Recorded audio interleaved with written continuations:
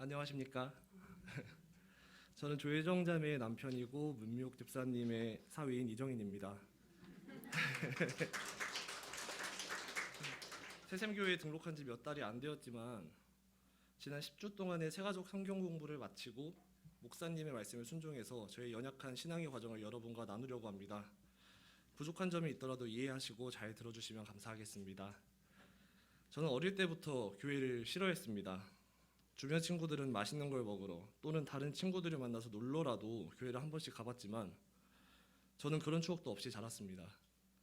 당시 제게 교회를 다니는 사람들에 대한 생각은 너무 연약해서 스스로 책임지거나 능력을 키울 생각은 안 하고 신에게 소원을 비는 사람들, 천국을 가기 위해 납작 엎드려 마음에도 없는 헌금을 하고 봉사를 하는 사람들, 가족이 다니니까 별 생각 없이 일요일마다 교회에 나가 시간을 버리고 오는 사람들, 그렇게 부정적으로만 생각했고 그래서 이제 학창시절 저와 사이가 별로 좋지 않은 친구들은 대부분 교회를 다니던 친구들이었습니다.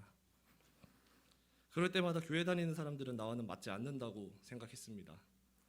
그렇게 시간이 흘러서 이전에 다니던 회사에서 지금의 아내를 만나게 되었습니다. 아내와 제가 속한 팀은 오후 5시에 출근하고 새벽 2시에 퇴근을 하는데도 아내는 일요일마다 쪽잠을 자면서도 왕복 4시간이나 걸리는 먼 곳에 있는 교회에 다녀와서 출근을 또 하는 것입니다. 교제가 시작된 이후에도 그 스케줄은 변하지 않았습니다. 제가 교회를 싫어하는 건 아내도 알고 있었기에 먼저 와보라는 이야기는 꺼내지 않았습니다. 그래서 제가 먼저 나도 교회에 같이 가보고 싶다고 교회분들에게 인사도 드리고 교회가 뭘 하는 곳인지 궁금하다고 이야기를 했습니다. 아내는 당황하면서 아직 때가 아닌 것 같다고 했지만 제가 고집을 부려서 첫 예배를 드리게 되었습니다. 결과는 참담했습니다. 예배가 시작되고 찬양을 하는데 가사가 너무 듣기 싫고 좀 거북했습니다. 안 그래도 기분이 안 좋은데 그 찬양을 반주하는 건 아내였고 다른 사람들은 그 반주에 맞춰서 손을 들고 눈물을 흘리면서 찬양을 따라 불렀습니다.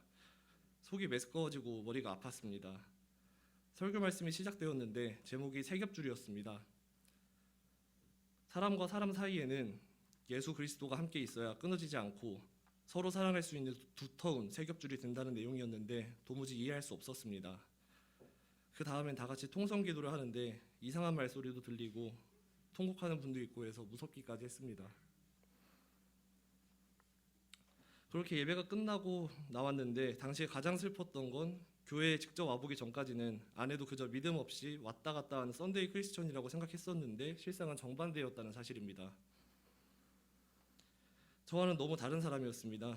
제가 교회에 마음에 들지 않는 부분들을 이야기할 때마다 난처해하는 아내의 모습을 보고 도저히 매주는 못 갈 것 같았습니다. 아내는 마음이 괜찮아지면 오라고 했습니다. 2, 3주마다 한 번씩 다시 도전하는 마음으로 교회에 가봤지만 결과는 항상 같았고 결국에는 교회까지 같이 가되 저는 예배 시간엔 밖에서 기다리고 있게 되었습니다. 이런 생활을 1년 2개월 정도 반복하다가 결혼 이야기가 나오기 시작했습니다. 결혼을 하게 되면 종교 문제를 확실히 해야 될 것 같은데 아내가 믿지 않게 되는 건 불가능하다고 판단했습니다. 그럼 제게 믿음이 생겨야 되는데 아무리 교회를 다녀도 저는 달라지지 않을 것 같았습니다. 그때 문득 깨달았습니다. 지금 생각해보면 하나님이 부르신 것이라고 생각합니다. 저는 꾸준히 교회에 가고 있지만 안 되네, 역시 나는 안 될라나 보다, 노력해도 안 되니까 어쩔 수 없지 않은 생각이 갇혀 있었습니다. 그래서 이 생각부터 버리고 새로 시작해야 되겠다고 생각을 했습니다. 사랑하는 사람이 이렇게 마음을 다해 믿는데 나도 속는 셈 치고 그냥 하나님이 있다고 치고 그런 전제하에 교회를 다시 가봐야겠다고 생각했습니다.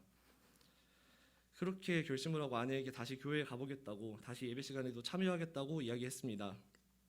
그런데 그때 제 가장 큰 기독교에 대한 이유는 그래서 대체 기독교가 무엇인가였습니다. 제가 느끼는 부정적인 감정들이 모두 사라지지 않았었기 때문에 그 기독교의 본질이 대체 무엇인가에 대한 해답을 얻을 수 없었습니다. 그런데 놀랍게도 그 주일의 설교 말씀으로 응답을 받았습니다. 요한복음 13장 34절 35절 말씀입니다. 새 계명을 너희에게 주노니 서로 사랑하라. 내가 너희를 사랑한 것 같이 너희도 서로 사랑하라. 너희가 서로 사랑하면 이로써 모든 사람이 너희가 내 제자인 줄 알리라. 기독교의 본질은 사랑이구나, 서로 사랑하고 살아가는 게 진리구나 하는 깨달음과 함께 약하게 전기가 오르는 듯한 느낌을 받으며 하나님이 진짜 계신다는 사실을 온몸으로 느끼게 되었습니다. 그렇지 않고서야 누구한테 말한 적도 없는데 이렇게 의문에 대한 답을 정확히 짚어서 받을 수 있을 리가 없지 않나 하는 생각이 들었습니다. 그렇게 아내의 기도 덕에 서로 사랑하라는 말씀 덕에 저는 지금도 교회에 다니고 있습니다. 이전처럼 몸만 가는 것이 아니라 마음을 다하고 뜻을 다하고 목숨을 다하여 하나님 여호와를 사랑하고 그와 같이 이웃을 사랑하려 노력하고 있지만 참 어려운 일인 것 같습니다. 하지만 구원은 이런 행위가 아닌 믿음으로 이루는 것이라 믿습니다.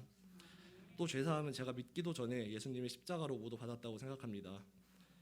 그렇게 생명을 빚진 자가 되었으니 하나님께서 주신 뜻을 지키며 살아감으로 갚아야 한다고 생각합니다. 간혹 예수님이 정말 나와 함께 계실까 하는 생각을 하기도 했었는데 이번 새가족 성경 공부를 하면서 성령이 아니고서는 예수님을 주라고 시인할 수 없다는 사실을 다시 깨닫게 되었습니다. 생각해보니 이전에 저는 정말 죽어도 그런 말은 입에서 나오지 않았는데 지금은 언제든 예수님을 주님이라고 고백할 수 있으니 이렇게 고백함으로 성령님께서 저와 함께 하신다는 사실을 확인할 수 있으니 참 감사합니다. 가장 은혜로웠던 시간은 국어를 공부하면서 믿음으로 사는 것이 무엇인지 알게 되었습니다.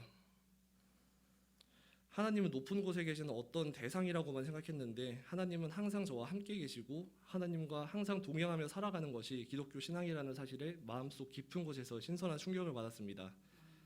하나님을 너무 어려워만 하지 않고 더 사랑하며 관계를 맺고 살아가려 노력해야겠습니다. 요즘은 하루하루 살아가는 게 힘들 때가 많지만 그럴 때마다 크리스천의 본향은 하늘에 있다는 생각을 하며 하루하루를 버티고 있습니다. 매주 수요일마다 성경 공부를 통해 영적으로 충전을 받고 함께 공부한 영식이와 교육해주신 목사님까지 말로만 그런 것이 아닌 진짜 주 안에서 가족이 된 것 같이 느껴져서 기쁩니다. 저는 아내 덕분에 새샘교회에 온 지 얼마 안 돼요. 목사님이 약간 어렵기도 했는데 이러한 양육 과정 덕분에 많이 가까워진 것 같습니다. 참 감사합니다. 마지막으로 예수님을 믿기 전과 믿음이 생긴 뒤 제게 일어난 가장 큰 변화는 지금 살아있다는 사실입니다. 저는 원래 사실 군대를 계속 미루다가 더 미루지 못할 시점에 스스로 목숨을 끊으려 했습니다. 어려서 부모님의 사이가 안 좋아지고 제가 가장이 되어야 한다는 압박 때문에 그동안 해왔던 공부, 제가 좋아하는 일은 모두 버리고 그저 돈만 벌고 살아간다는 사실이 너무 힘들기만 하고 재미도 없었습니다. 그래서 굳이 더 살아야 할 의미를 찾지 못했는데 군대까지 가서 고생을 해야 하나 싶어서 내린 결정이었습니다. 무엇보다 그냥 죽어봐야 슬퍼할 사람은 엄마와 동생들밖에 없을 것 같았습니다. 그마저도 얼마 안 가서 괜찮아질 거라는 정상적이지 못한 판단을 했었습니다. 지금 생각해보면 사탄에게 아주 꽉 잡혀 있었습니다. 하지만 아내 덕분에 예수님을 만나고 진짜 사랑을 알게 되고 그래서 결혼도 하고 군대도 잘 다녀와서 지금까지 살아 숨쉬고 있습니다. 이렇게 제가 살아있는 것만으로 하나님이 계신다는 사실을 깨달을 수 있으니 감사합니다. 이런 놀라운 이야기를 저를 통해 만들어주신 하나님께 감사하다는 말씀을 올려드립니다. 감사하고 사랑합니다.